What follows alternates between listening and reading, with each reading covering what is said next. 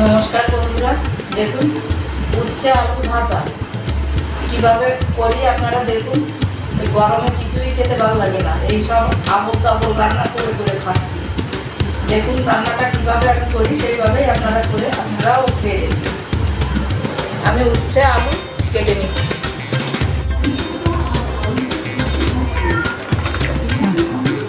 আমি নিয়েছি এই জায়গায় ভাজার জন্য লোহার কড়াই। আমরা যে কোনো ভাজা করতে গেলে লোহার কড়াইতেই বেশিরভাগ করি। আমি তেলও দিয়ে দিয়েছি, গরম হয়ে গেছে। আমি দিয়ে দিচ্ছি পেঁয়াজ,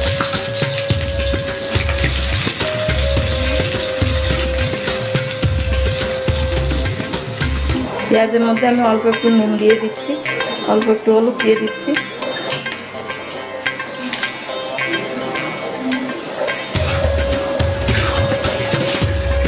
আমার পেঁয়াজ ভাজাটা হয়ে গেছে, বেশি ভাজবো না। দিয়ে দিচ্ছি আমি আলু।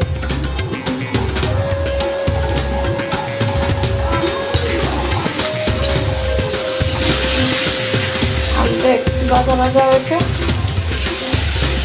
এখন আমি দিয়ে দিচ্ছি উচ্ছেগুলো।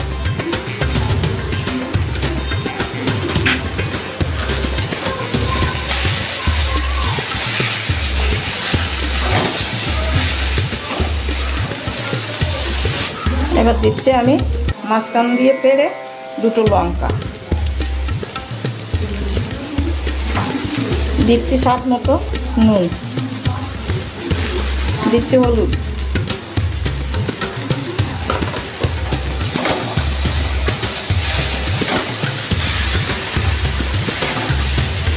এবার আমি একটু ঢাকা দিয়ে দিচ্ছি। আমি ঢাকনাটা খুলে দিচ্ছি।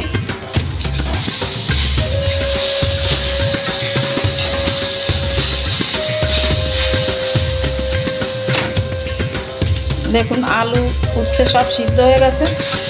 এবার আমি আস্তে আস্তে আঁচটা কম করে দিয়ে আস্তে আস্তে করে আর একটু ভাজবো।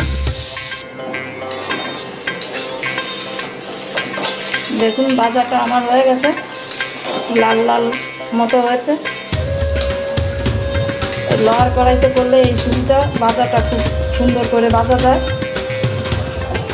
এটা আমার হয়ে গেছে, আমি এখন এটা নামিয়ে নিচ্ছি। আমি গ্যাসটা এক্ষুনি অফ করে দিচ্ছি। এই ভাজাটাও এই গরমে এই ভাজাটা খুব ভালো। এই ভাজাটা আপনারাও বেঁচে খেয়ে দেখবেন, খেয়ে ভালো লাগলে আমাকে একটু জানাবেন।